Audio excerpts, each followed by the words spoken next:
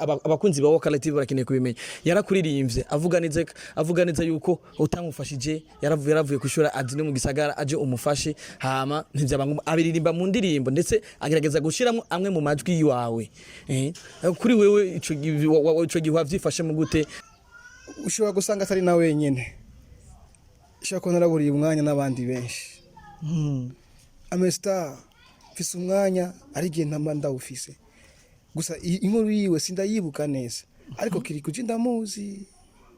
Ngozi ndamuriza stage kuko ndumuntu ariko gufasha mfise Benturo nawe ndamufasha n'imfuvyi nta bavye yagira mfise benshi fasha ego Benturo birateye ikigo ariko Sadbi hari bibazo abantu benshi badakunze kukubaza kandi ari ibintu unovuga nzo wivugiye ubwawe nkana ndi promoter tegeranirwa ndinga kugira nze ndashikana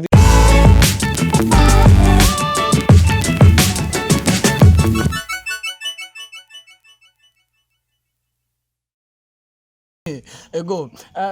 Sadbi muri iyo minsi heze naho ntarunse umwanya ntitwakuronse neza ariko twatugufise ndetse twarakubona uvuga ibigiye bitandukanye ariko turashaka kumenya hari umuririmbyi sinshobora kumuvuga ariko yarakuririmbye ariko abakunzi ba Woka Live barakeneye kubimenya yarakuririmbye avuga neza yuko utamufashije yaravuye kwishura adine mu gisagara aje umufashe hama ntivyabanga abiririmba mu ndirimbo ndetse agerageza gushiramo amwe mu majwi yiwawe kuri wewe ico gihe wavyifashe mu gute wavyumvise gute jewe naravyumvise ntago byanguye neza ndumuntu kwisi cyo kimwe n'abandi abantu sinohakana cyane cyangwa ngirente gukosa umuntu arakosha gukosha umuntu arakosha ivuga musore yaririmbye nivyo sinzi kuko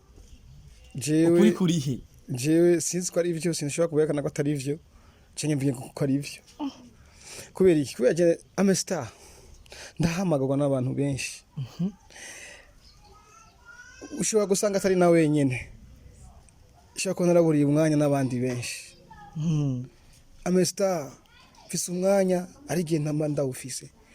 gusa inkuru yiwe sindayibuka neza ariko kiri kuji ndamuzi Ngozi ndamuriza stage ndamwemereye ko nzomufasha usange yaraje ntaje ndi gufashwa ntago namwitaho byose bibaho turi kwisi ariko je ntago nibuka ko kiri kuyampamagaye yambwiye ngo naje ntago nibuka ko namubwiye ngo manuka ntago nibuka ko namubwiye ngo manuka ngo uze ndagufashe parce que naje ntago nari mfise empire birashoboka niko arabande maze kubwira ati okay turavugana hakagira ugasanga nabuze rero nta mweranda nkuko nayivuze ni nkuko nagukorera ikosa ndondera umbwire pole kumbure no gusaba ikigongwe mu buryo bumwe ariko ubishize mu ishari ry'ibitakuraba ingwano y'uwundi ukayinjiramo ejo ubuzima burabandanya aho uhika umusayo no munsi ejo birashobora guhinduka ugasanga uwundi aragutoye rero nukuraba ingene duhagarika gushira mu ishari muri aba bana bacu tubigishe guharira kubabarirana kubana neza n'ibindi rero ivyo yavuze sindavyibuka sinibuka ko namuhamagaye sinibuka ko yandondeye tusa ntago ndavyibuka wanoshaka gutangara parce que ndafata telefone nyingi sana zinsaba ubufasha amakuru mfise no ngaho ngo igihe wakora feel love ngo yari imbere y'umuryango wa studio kwa Kore sinzi Sadbi ntavyo yibuka sinzi kandi ntago ndamublaminga no mushi kuba yaravuze ikiri ku mutima icyabaye ariko ntago ndavyibuka je ariko iyo asakambye ati brother warangiriye iki niki akanyibusa neza ngeti nta muntu adakosha turi ku isi. sorry I'm sorry petit frere. Ntago wowe uri umwana muto usumbye imyaka 30 nakugiriye ikintu kibi n'ubuntu buri muri twe. Ariko rero usanga kuba yaragiye akavuga kurya na cya kigongwe n'ubwo byari kuba vyo ntago mfise kandi ntuzanye yo kumva parce que yaragize ikirindi kosa rya kabiri yari yishuye birakwiranye. Ubu ndamubonye ndamufata nka petit frere nyene, ariko nk'uwahemutse nakubise ikofa nkubita irindi ariko atari kuba bigenze gusa ntabwo ndamubureminga, ariko no kuraba aba bana tukabakura mu bintu byacu yego mu bintu kuba bari mu marebo sivyo. Sadbi abari abantu benshi bagiye bariyumvira Sadbi ugutandukanya bivanye n'ibintu byari muri irya ndirimbo, ariko ndashaka nka Sadbi nyene ubwiwe abwira ijambo rimwe abakunzi b'umuziki kubijanye na biga bintu byagote bijya bintu nyene benshi bavuze ko Sadbi umwana mubi, Sadbi biki Sadbi ya umuririmbyi umwana muto ya nk'uyu akwishura giriki. Sadbi yaravuzwe ko amajambo menshi, ariko ndashaka Sadbi abwira abakunzi b'umuziki ijambo rimwe nimba ari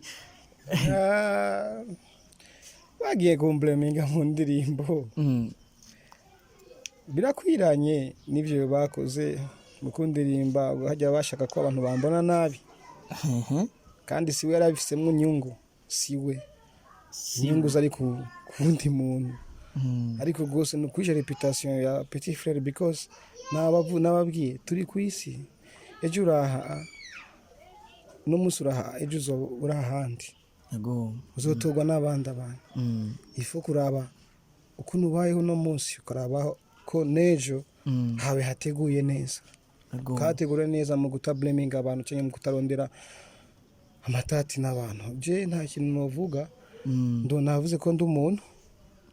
ndumustar ndahamagagwa n'abantu ubufasha namaze kwemerera byinshi abantu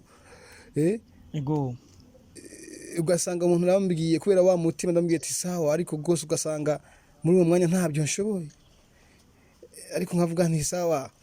parce que mbavuga nti one day umutima urahari ninagigera ku cyo kintu nzokimukorera. Yego nta bintu byinshi novuga no mubabarira tu kubera yaranyandagaje. waramubabariye? Ndamubabariye, yaranyandagaje nabi mu bantu babona ko Sadbi umuntu mubi, aruke birazwi mu buzima ryo Sadbi na Karume. Sadbi niyo abantu bazi, ariko Karume ntawe bazi. Karume n'umuntu afise ubuntu. Ego ni jambo gira kuri Sadbi baravuze ati umuririmbyi yamushize mu ndirimbo yiwe aramubabariye. Nivyashika sinzi abari turazi nyine bakorana ntumbaze, ariko Sadbi atubwiye neza yuko umuririmbyi yamuvuze mu izina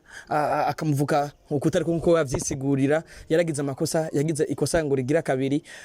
kumukubita, yaramukubise ikofa mukubita irindi, urumva ngo barishurana byari kuyogenda uko yari gushika akamubwira ati uku nuko, ariko Sadbi ngira mubabariye, ariko gushika umusinzi tuzi ko nawe